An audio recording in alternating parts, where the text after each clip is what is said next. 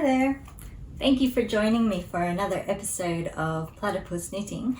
My name is Bobby Olan and I am a knitter in Melbourne, Australia. And with me is Pearl the Platypus, who likes to correct me and help me fix up mistakes in things that I say and just give a few more little insights that I may miss as I ramble on filming this episode. So yeah, we'll get straight into it. This episode is gonna be one huge handy dandy because I just seem to have finished a whole lot of things since I last filmed. Number one is, as you can see, I am wearing my opposite pole cardigan, which is a pattern by Joji Locatelli that I bought, I think, last year in April for my birthday, and started knitting around my birthday in April this year, and I have finished it, and it is so warm and just snuggly with this neck here, and just it has sleeves, which I didn't think that I'd be able to get. And I should probably, I'm jumping around, I should just start with talking about it. Yeah, so here is a fun clip of me very daggily modeling it for you, the finished thing, which I filmed yesterday, which was quite sunny, so sorry if there's a bit of glare there. As you can see, I am not a model. I don't know how to display things, but I just wanted to show it off. So this cardigan, I have explained before, is the construction is you start by knitting a rectangle which forms the back piece of it, and then you start knitting this big circular bit which is like a donut that you attach to that rectangle back piece as you're knitting. So you knit around like that, instead of like knitting it in the round, you're knitting it like that with short rows to get the curves around. So I had originally planned this to just knit it in this blue color here. Knitting from stash, I had just under 3 balls of the huge, wonderful balls of yarn from Bendigo Woolen Mills. So this one is knit in the luxury 10 ply. So I thought that I had just enough to knit this as a vest, so just the circular bit without the sleeves. And I finished the back piece, and then I started with a fresh ball doing the circular piece, and once I had finished that, I realized that I wouldn't have enough, which is why it now has this other color here, which is the blue is called Steel, and the maroony color is called Sangria. So I ripped back the donut that I had knit, and I popped in the red color here, and it just worked out so perfectly that I had to include this extra ball of yarn, because if I didn't, then I wouldn't have had sleeves, and I just think it looks really good, and it just makes it extra special that it's got this extra pop of color now. And I just happened to have 1 ball of this Sangria, and it was perfect. And I literally had just enough yarn to do this. I mean, even when I was binding off the sleeves, there was a point where I was running out of yarn, playing yarn chicken, and I had to go back and pull my bind off a bit tighter so I could stretch the yarn enough to be able to finish binding off and have like the tiniest bit left to weave in the end. So if you look at it closely, which you won't be able to see, but the bind off kind of curls in just the tiniest bit because it's done a little bit tightly, but it's fine, it's perfect, it's really great. And for the length of the arm, I kind of, once I'd finished the body of it, I got the ball that I had left and I wound it into 2 even weight yarn cakes, and so I knit one sleeve with one yarn cake, and then I did the other sleeve with the other yarn cake, making sure that I ended on the right number, on the same number of rows for each one, so that they'd be the same length. And literally this is all that I have left of the yarn. So like I said, I had to tighten my bind off to have just enough yarn to finish binding off the cuff in the sangria, so I have no sangria left except for tiny little bits that I snipped off after weaving in the ends. But this steel color, this is all that I've got left. So one cake was just a tiny bit longer in the end than the other cake, so I could have done one extra row in one sleeve and the other sleeve would be one row shorter, but why would you do that? So that's all I have left, which is pretty amazing. I showed a photo to a friend of mine and explained how much yarn I had left, and she was like, yeah, you played Yarn Chicken and you definitely won. And I hadn't thought of it that way. It was just like, let's see how far I can go. But yeah, I did totally win Yarn Chicken.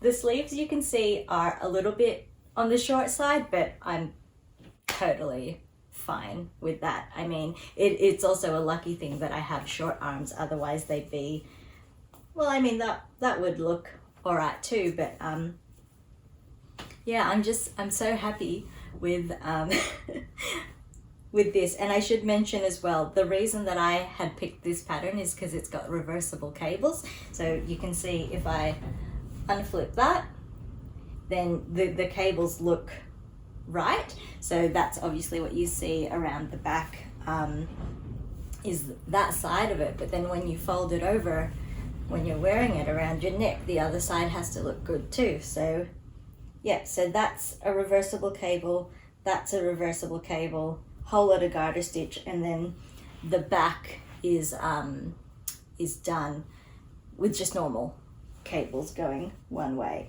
So yeah, that's the opposite pole cardigan finally finished.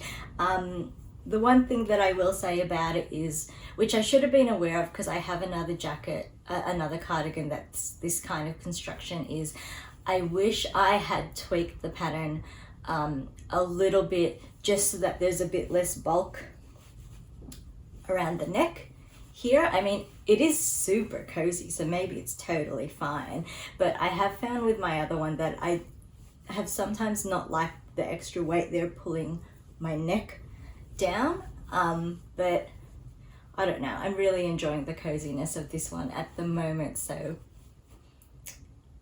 maybe it's totally fine, and I'll you know, be completely happy that I followed the pattern exactly as it is. It's a really well written pattern. Not only is the pattern bit itself well written, but she explains throughout the whole thing, you know, be prepared for this thing that's coming up, or, you know, reasons for why things are done certain ways. So it's just done really, really well. It's super warm, so I'm actually going to take it off now. It's a lot warmer than I had thought that it would be today. So let's take that off, and then I can show you the whole thing as well. So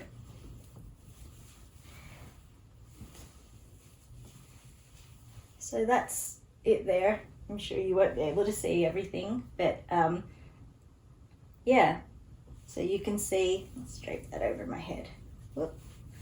That's the rectangular back piece, and then you knit your donut, and then you pick up and knit the sleeves down. So the only seam is this here, so you do a provisional cast on when you start the donut, and when you get back to the start you just graft that together, but everything else is sort of joined as you're knitting, which is just excellent.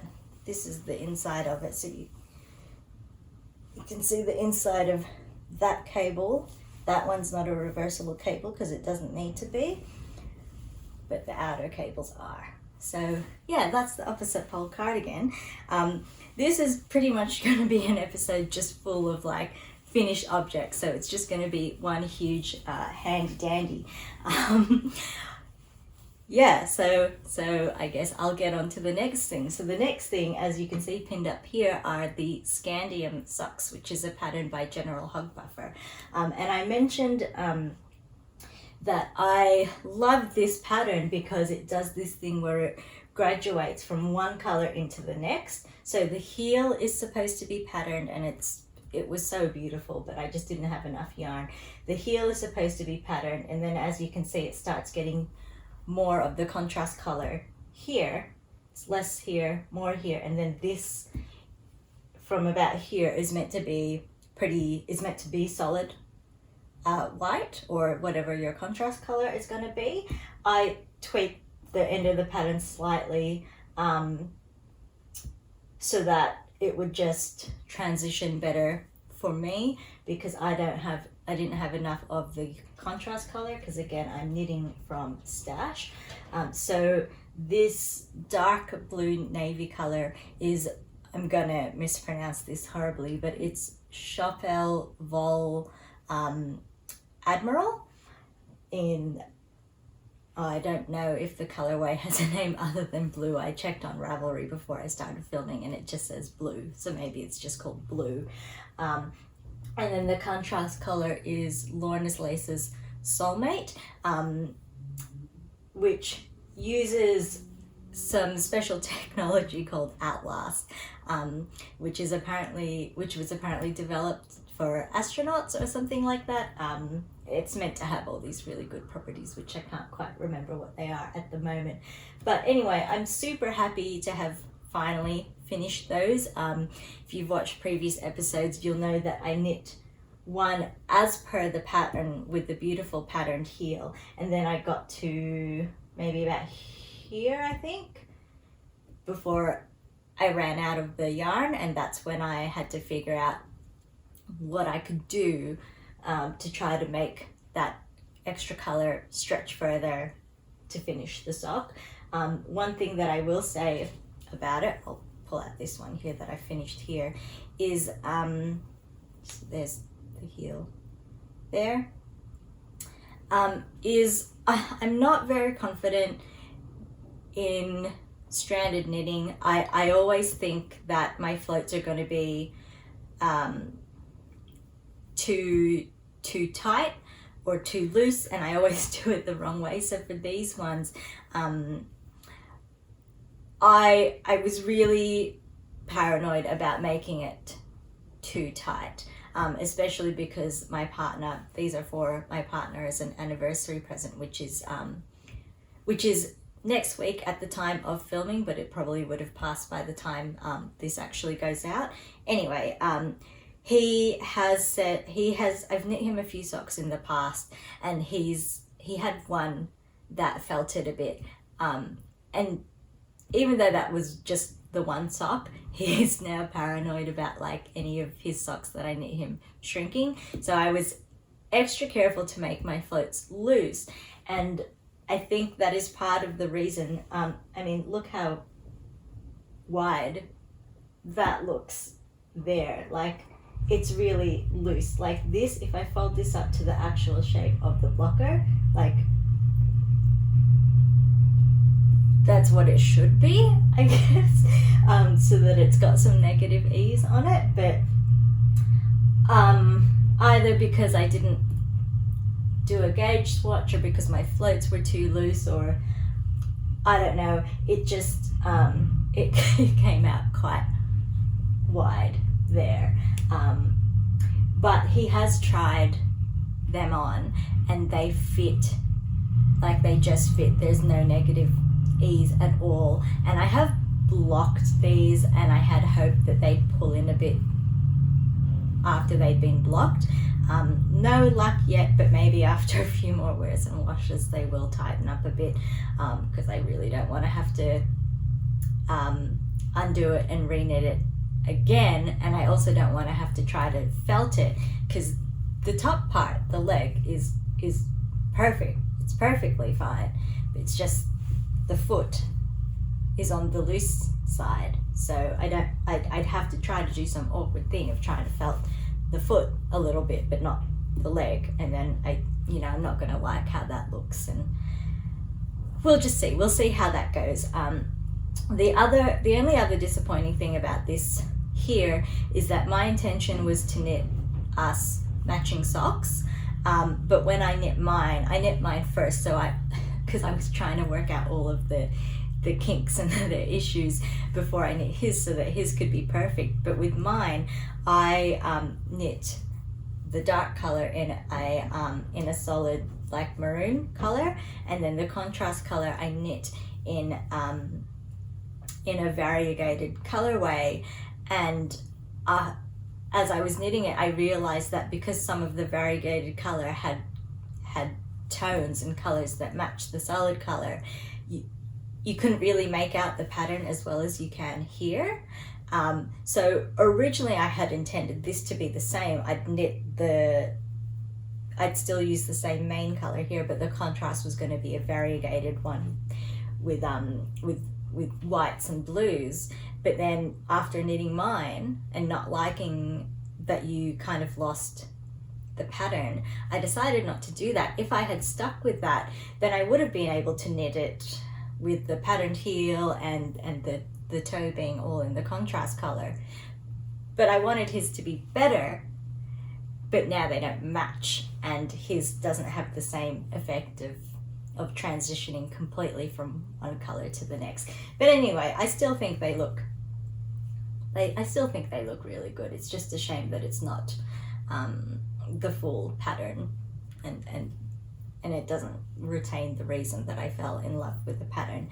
But that's the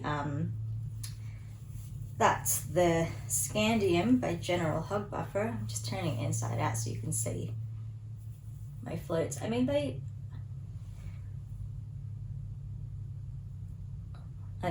I really don't know well enough, but definitely like towards the toe here. I feel like my floats just got looser and looser. But anyway, we'll see how they go after he starts wearing them. So that's the Scandium. The next one is, pop this down here. The next one I want to talk about is my mum asked me to knit her a beanie for her birthday, which was at the start of the month, but I haven't been able to see her because of lockdown, but I will soon. But anyway, she had gone out at some point before this lockdown came into effect, and there was someone at the restaurant wearing a beanie that she likes, so she took a sneaky photo of them and sent it to me. I was like, can you knit this? And it was really hard to see. It was like a blurry photo. It was dark, but I could just make out that it had cables and it had a pom-pom, and she liked it because it was slouchy. So I found a few different patterns on Ravelry and I showed them to her, and she picked one out. So this is the one that she picked out here, which is called the Quick Knit Slouchy Quick Cable Slouch Hat by Azure Knits. So this again is in Bendigo Woolen Mills yarn. This is in the classic in burnt orange colorway. The only thing that I'll say about that pattern is it doesn't give gauge, so that's part of the reason why I wanted to use a yarn that I'd worked with before, because I had an idea of what my gauge is for it, so I knew how many stitches to cast on, but also my mum wanted orange, so I already had this in my stash. So yeah, so trying to give you a better look at what the pattern kind of looks like there. The pom-pom I bought off Etsy from an Etsy store that's in Queensland, and it's gorgeous little faux fur fluffy thing.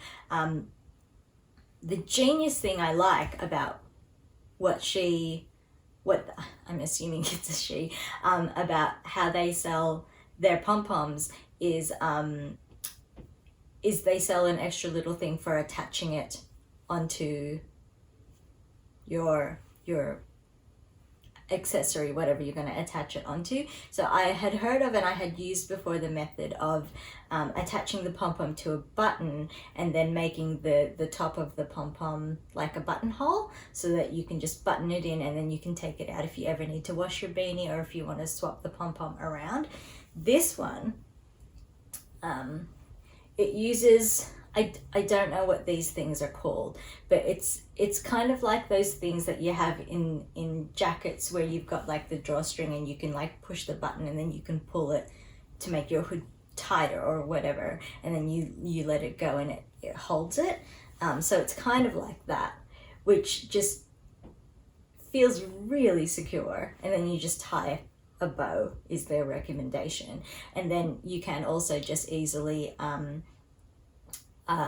swap it out for another pom-pom if you want, if you wanted to change the color or wash it or whatever you may want to do. So I think that's really neat. So the pom-pom had the two strands coming out from the bottom of it already, so you just sew those through, put them through this little claspy thingy, and then tie your bow.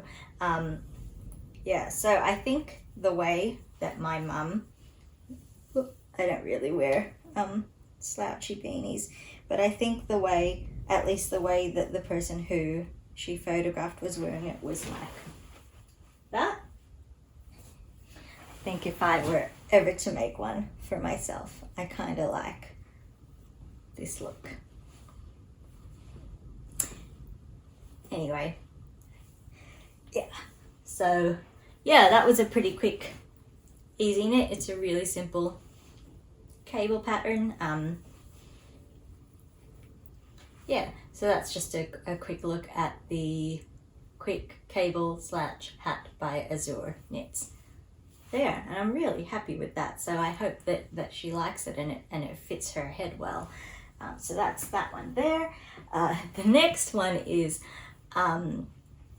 last weekend when I finished the socks and the opposite pole cardigan, I decided to cast on another pair of socks, which I have had in my queue for at least 2 years, I would say.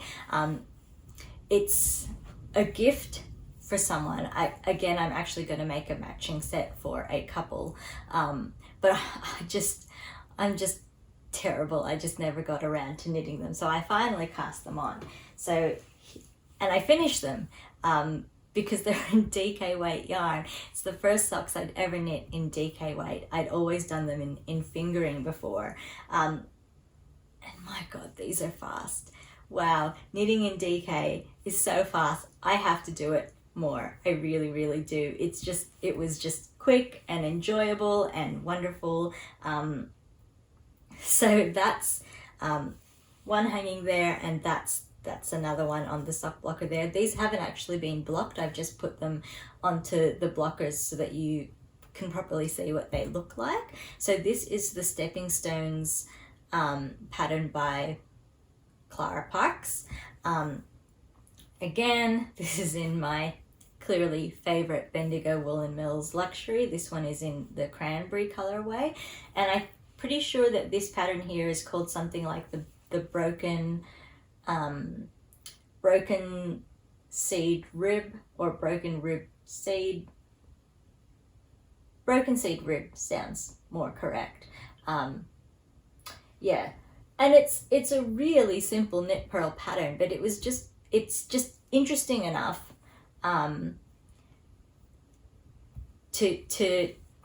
it's interesting enough to like to that it was enjoyable throughout, and also it's just so easy to read where you're up to. So I never really had to I never got confused about which row I had to work. It was just really easy to read what you had to do next. So that was really excellent. The other thing that I really love about this pattern is the heel flap she gets you to do it using 2 strands of yarn just so that it's thicker, and I really, really appreciate that. I think maybe for the next pair, I might try doing both the flap and the turn using 2 strands, because I feel like that also is an area that gets a bit of wear.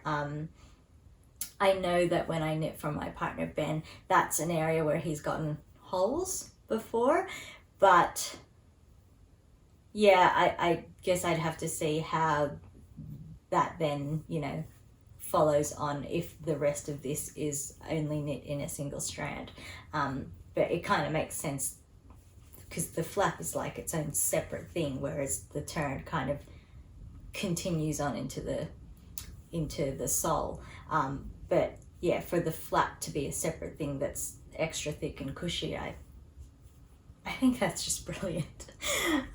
Yeah, it's just wonderful. So yeah, so that is the Stepping Stones by Clara Park. I'm gonna knit, I can see myself knitting so many more of these, but I have also had a look for other DK sock patterns so that I'm not just knitting the same thing all the time. I'm definitely not the type of person, at least I don't think I am, that would just knit the same sock pattern over and over again. I'm always wanting to knit something new and different. So yeah, so I definitely will be knitting one more pair of these. We'll see about whether or not I knit more. Yeah, I think that is it for Handy Dandy, for all of the finished objects.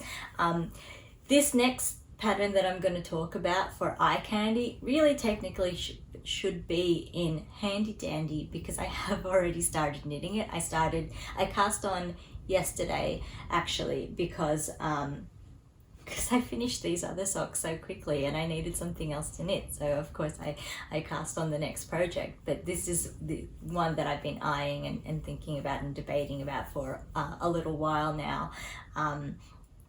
So my sister, who has 3 kids, she's got 2 boys and 1 girl. For the boys, I'd knit them each a sweater that had some kind of animal 3D element. So I wanted to do the same thing again for the girl in that family. So with the boy sweaters, I'd found one pattern that I'd made a modification to it had a lion on it, and I wanted to make the main 3-dimensional, so I added loops to that. And then when I knit the next pattern, which is an elephant for the next boy, I used the same pattern as the lion, and I just made up the elephant myself. I was feeling lazy to do the same thing for this next sweater, so I just went on Ravelry and kind of just tried to search animal patterns for toddlers and children, and tried to like see which ones had something 3D about them. So I settled on this one, which is the Flamingo Frills sweater by Jane Burns, and yeah, so what you saw me looking at here at the start of in the intro, in title card, was I was just looking at my swatches, my gauge swatches that I'd made for it, because this yarn that I've chosen, which is Bendigo Woolen Mills, no surprise, it's a new one that they've got called Galaxy, which is I'm pretty sure it's something like 50% merino, 50% bamboo, and it's so shiny. Like I had the what do you call it? Like the card, the color card, where they, oh my gosh, is that what it's called? Color card? I can't believe, I have so many of them, I can't believe I've forgotten what they're actually called. But anyway, I have that, and the way they do it is they just have a short length of each color on this card, so you can see what the color is, obviously, and I could see that it was shiny from from that little snip, but when I got the yarn, oh my goodness, it was just so shiny, which I don't think you'll be able to tell here, but yeah, it's so shiny. I was just looking at it again, comparing my gauges. So this one I had done in 4mm and this one in 5mm needles, and I started off with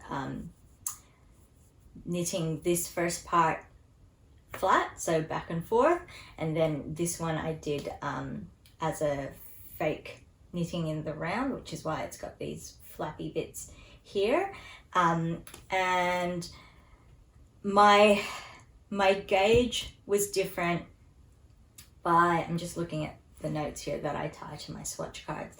My gauge was different by 1 stitch, so it's over 10 centimeters.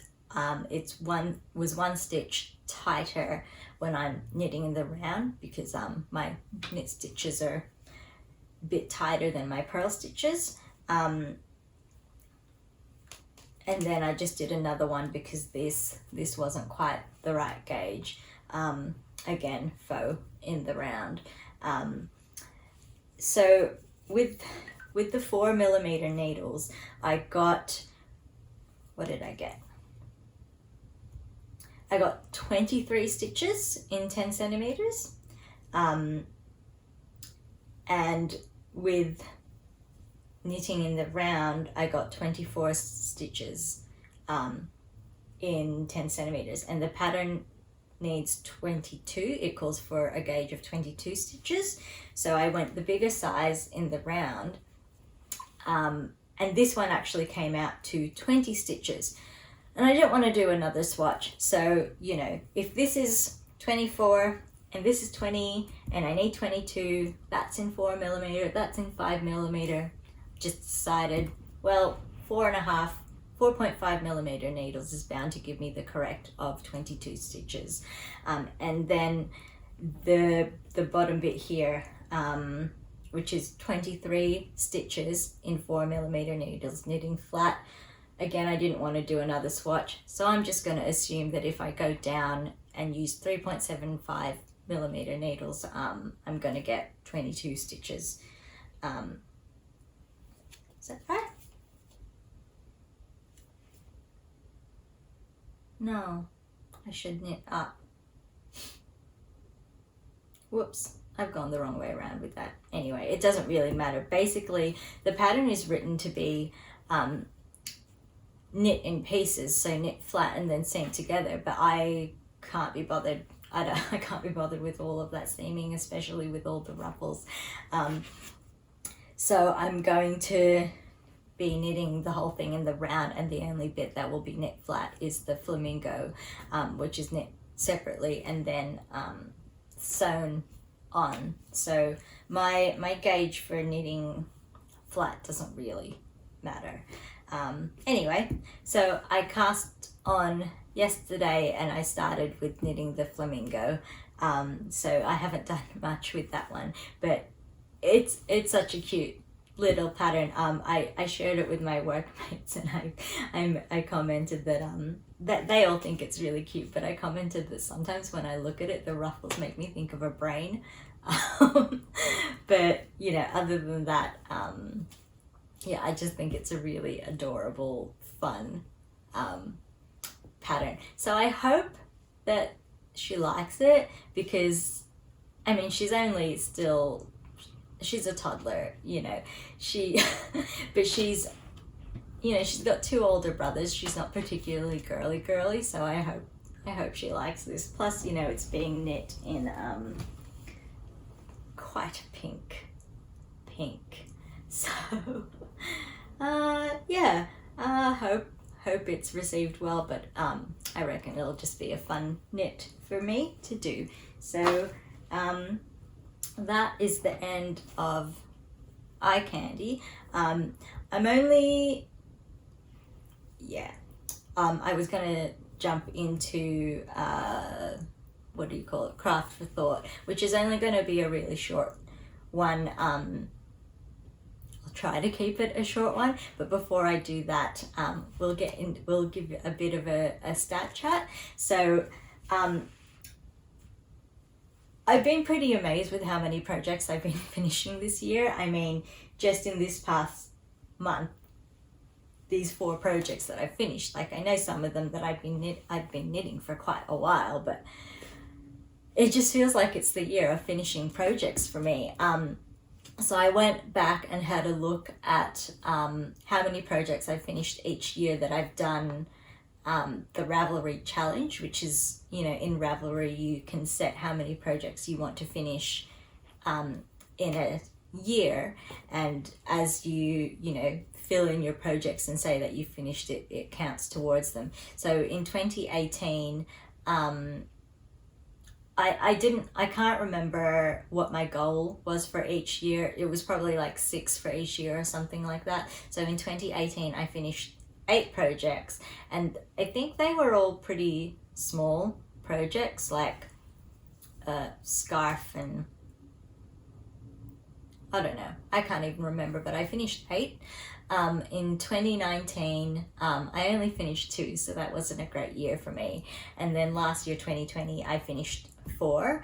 And then this year, I mean, I'm including this even though I haven't woven in the ends, but I finished 11, which is pretty huge for me, clearly, considering the last couple of years. But yeah, I don't think, so originally at the start of this year, that number, my goal for the Ravelry challenge was 6 projects. And once I hit 6, because I still had so much of the year to go, I moved that up to 10. And now I've exceeded 10, but I don't think I want to move that goalpost again. Now it'll just be interesting to see how many I do finish. Yeah, so, you know, to kind of inform what I might make my goal for next year.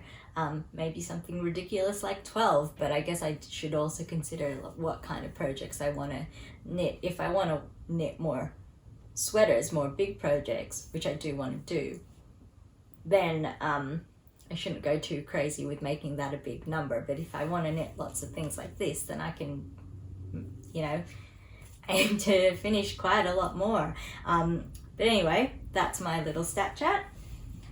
So for craft for thought, I just wanted to touch briefly on the concept of fiber memory. And by that I mean, I don't mean fiber memory in the way that, you know, wool has a really good memory. So like it always wants to go back to its original state in a way. That's not the kind of memory I mean. I kind of mean more like how it can, or how I feel and how I'm sure others feel, that it can absorb the feelings that go into it. I feel like I'm explaining this really badly, but basically I have heard on at least one other podcast, either the Yarniacs or Stash and Burn, I've heard them talk about how, you know, they don't necessarily want to knit things if they're not feeling great, because they don't want to knit that feeling into whatever they're making. So I'm calling that fiber memory, because it's not always going to be wool, of course. And I have a friend who is a crocheter, and she's kind of mentioned that kind of thing as well, where she doesn't like to crochet things if she's not in the best mood, because she doesn't want that to go into her projects. And she primarily crochets. She primarily crochets with cotton and microfiber and those kind of non-animal fibers, and she kind of has that too. So I kind of been thinking about that recently. I'll explain why in a minute, but the reasons for me why I may not like to knit because of how I feel like that's going to get absorbed into the knitting is, one is I don't like knitting when I'm tired. That one is mainly actually because I know that I tend to make mistakes if I knit when I'm tired, but it's also just not an energy that I want to put into whatever I'm making. Another reason why I wouldn't like to knit is if I'm sick, if I'm not well. I mean, first of all, I just don't want to put the germs into what I'm making. I mean, I know it's going to be washed and it'll take me forever to finish anything anyway, so, you know, whatever germs and bacteria go into it would disappear by the time I give it to whoever I'm giving it to. But also, you know, if I'm feeling foggy or whatever because I'm sick, I'm probably also going to make mistakes, and it's just not as enjoyable. So I don't like to knit when I'm sick. But I guess the main thing that I'm talking about with fibre memory is not knitting when I'm not feeling good. So if I'm feeling sad or low or upset for whatever reason, it could be a whole number of reasons, and that really is just because I don't want to knit that vibe. I don't want to knit that energy, those emotions into what I'm knitting. Which also, like, I mean, the flip side of that is, like, I really do love knitting. I enjoy the process of it, and sometimes when I am feeling a bit off and I start knitting, it does make me feel better. But I really do feel like sometimes that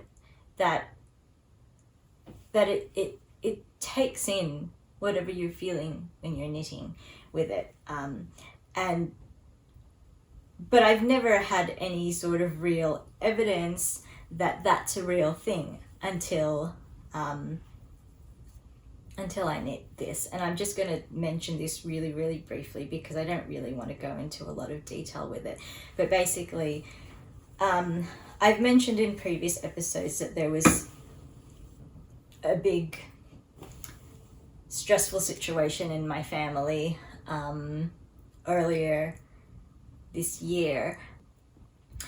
And when I first got the call about what was happening, I was knitting this. So it was in the early stages of knitting this when I was still trying to do it in the one color.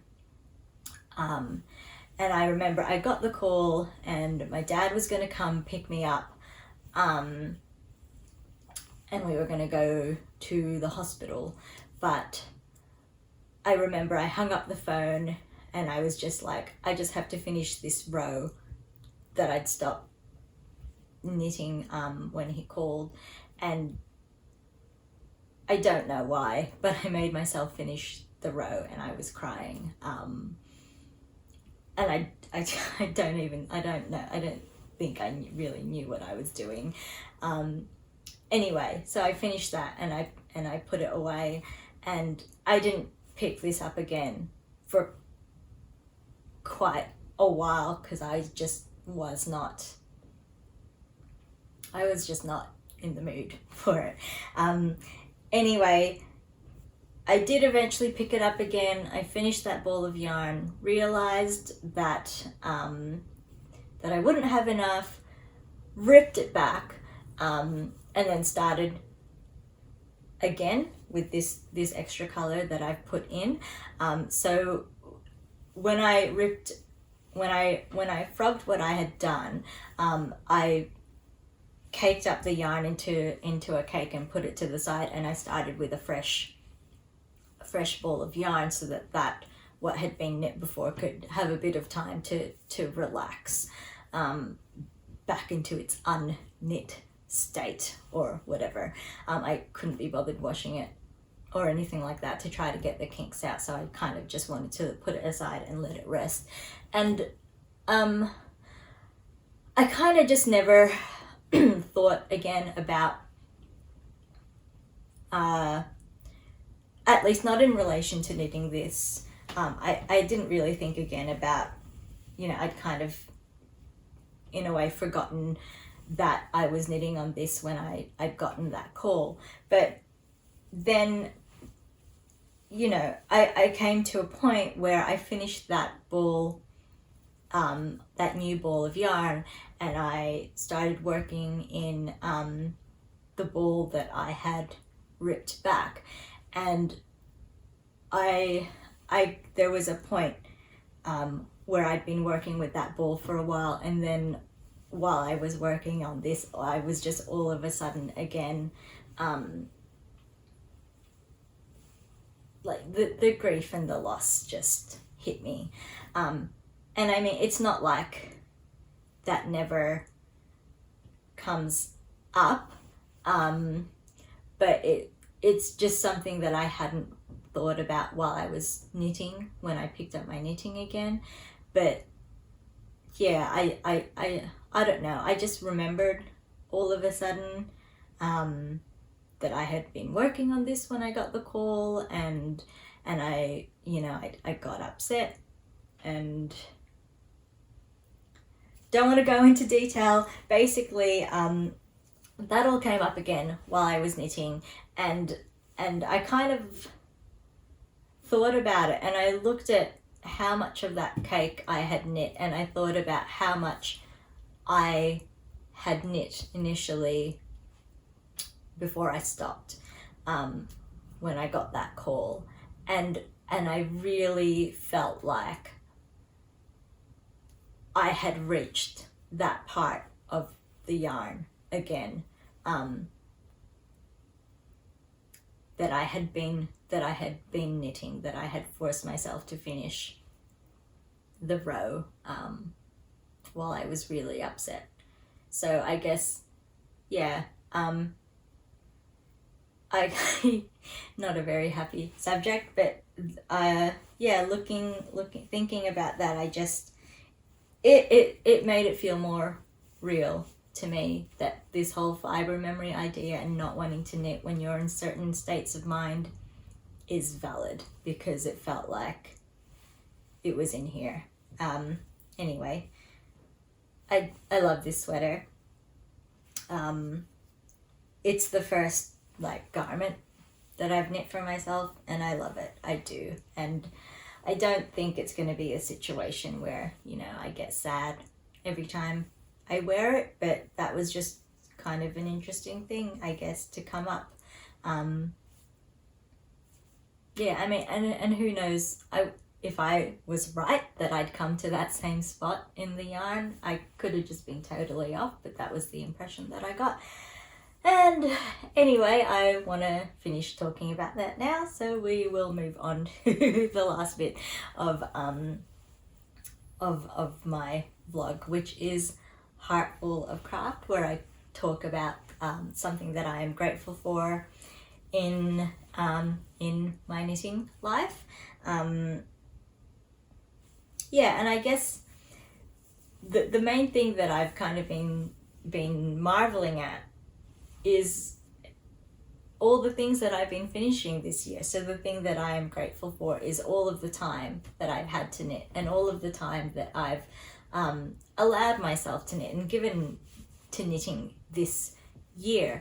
A big part of that is that we've been in lockdown so much, and also having been in lockdown so much last year as well got me into, you know, the habits of like staying at home and, you know, not necessarily like making plans to go out. So I've been home a lot more to knit, but I think I also just have wanted to do it more this year.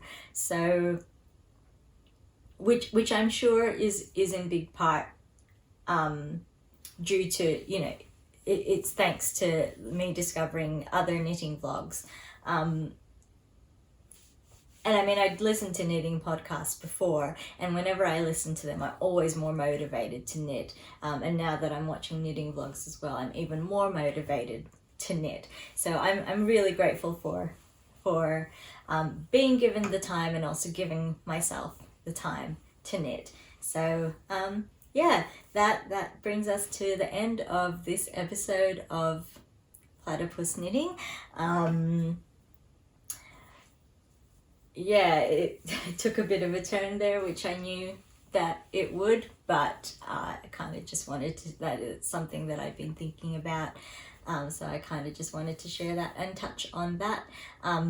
If anyone has any other experiences where they've, you know, had any kind of evidence of, you know, that they've knit feelings into something, I'd be really interested to hear what those experiences are, or, you know, if anyone feels the same way, I'd also be interested to hear, you know, your thoughts around that, why,